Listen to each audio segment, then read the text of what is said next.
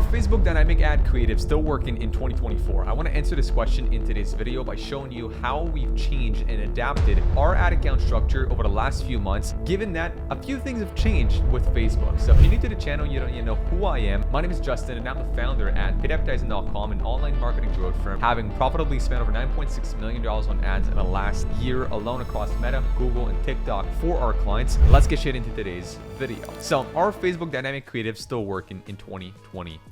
Well, let me start by showing you the before. Okay, this was a structure that we shared many times on the channel last year, which has changed a little bit now, and I'll explain to you why in this video. So the before was something like this. You had the campaign level, which was usually of a sales objective for pretty much all businesses, including local businesses, by the way. So e-commerce, info product, SaaS, local business, we all used the same structure. So you had a sales campaign. The conversion event either was purchase, book a call, or a lead event, as an example, on a landing page. And then here's what you would have, okay? Side note, by the way, if you're listening to that as a local business, obviously you can't do dynamic creative tests with instant forms. I'm just throwing that as a tangent out here. You cannot do DCTs with instant forms. But now to keep it going, right? It would look like that. You would have two dynamic creative tests that you would typically test at any given point, and then you would have one main ad set. So a dynamic creative test would typically have three variables. I'm going to write that down here. It would have essentially three creatives, then you would have two copies, and then two headlines. Let me just make that a little bigger. That's typically what each dynamic creative test would have. In terms of two copy, you would have the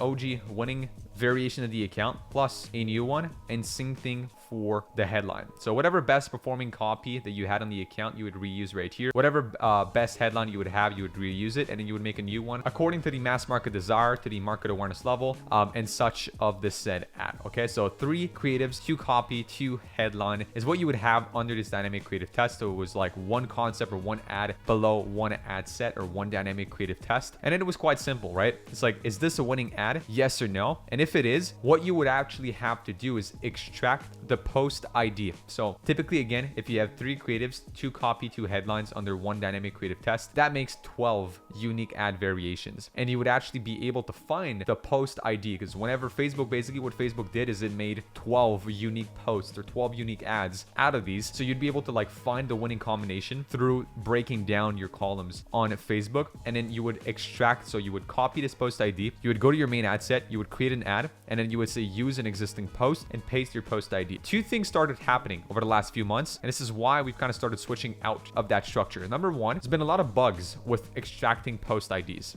So one of the most common bugs that I've seen started to happen is that whenever you extracted the post ID, it would create like a blank ad right here. You would have an ad and it would show like bracket open product.brand bracket close. Again, the ad wouldn't really like show up properly. So that was one bug that started happening, and I've had that continuous amount of times after that. Second thing that I started seeing was whenever we extracted a winning dynamic creative test, it would die out. So we would put it in the main ad set and then it would actually die. Like it would not either get spent or it would actually like not be profitable under my main ad set. So then what we started doing instead is two options, which we're currently still testing to see which one is best. I invite you to try both on your ad account. Option number one, that as I say right here, we are still actively testing, is now this. We've actually further simplified, if you want, the model now. So you still have one campaign with broad targeting, and I forgot to mention that earlier. This is usually doing purely like broad targeting at this level right here. So each of these ad sets is usually only targeting specific demographics, but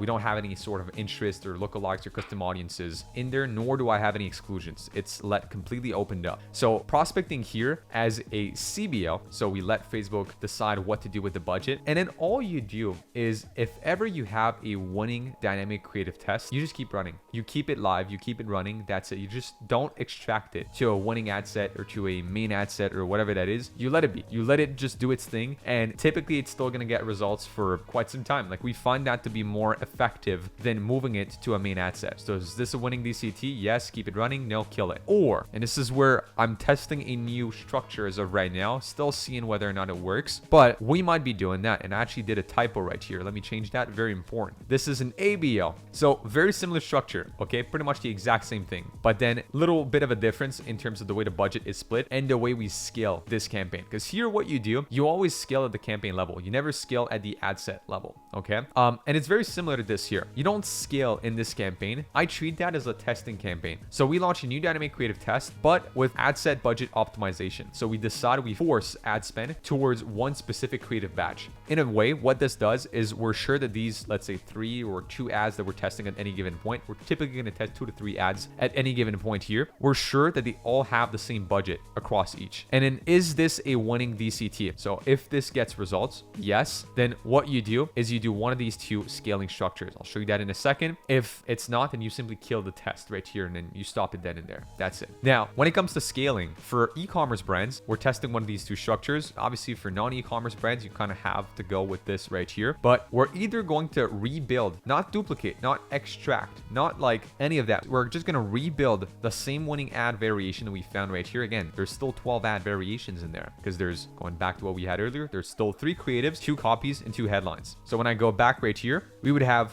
an Advantage Plus prospecting campaign, 1 main ad set, and we're just going to rebuild whatever version of my DCT, let's say 1. So DCT 1 variation A as an example, work great. Perfect. We're just going to rebuild it here. And then typically it will get good results. Same thing with that here. Prospecting CBL campaign, 1 ad set only, which is what we call a main ad set. And then we rebuild our variations of our creatives right here. Which, if you look at this structure in itself, it's pretty much that. Instead of having the main ad set within the campaign, all you do is you extract the main ad set to the campaign level. So you make a new campaign in which you actually move the winning ad creatives. So we found good success, especially when doing that with an Advantage Plus campaign, which a lot of our accounts right now running an Advantage Plus campaigns are doing quite good. But going back to that, the main difference right here between this and this, right? Because I'm playing devil's advocate right here. Why do you not want to do this structure and then let Facebook decide where to spend the money? And then if you have a winning combo, why don't you just take that and move that to an Advantage Plus campaign, right? Legitimate question. What I've found is that whenever we actually forced budget down an ad and it worked, it was a much stronger indicator of this ad also working in a separate like scaling campaign. I'll repeat that. When we forced budget down an ad,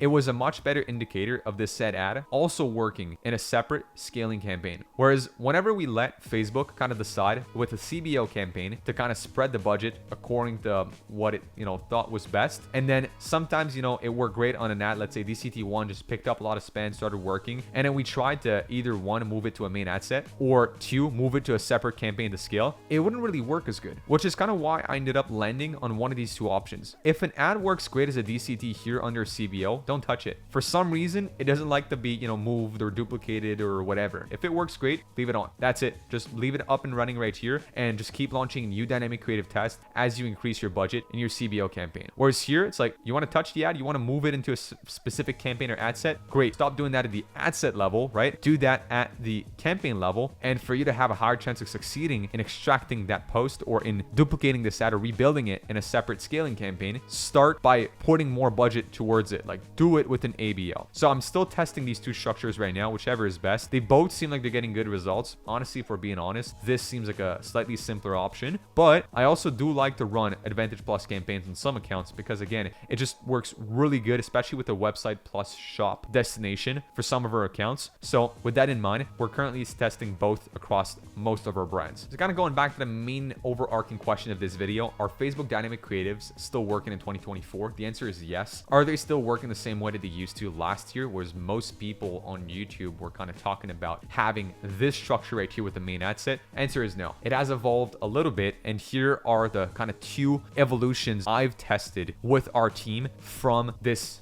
And here are the new 2 evolutions I've tested with my team this year. Now, if you made it this far through this video and you are an e-commerce brand or info product owner wanting to work with a paid ads partner on Meta, Google, and or TikTok, click the link down below and book in a call to speak with our team at paidadvertising.com today. On that note, I'm going to wish you an amazing day. Check out other videos on the channel for some more useful marketing tips, and I'll see you in the next video. Peace.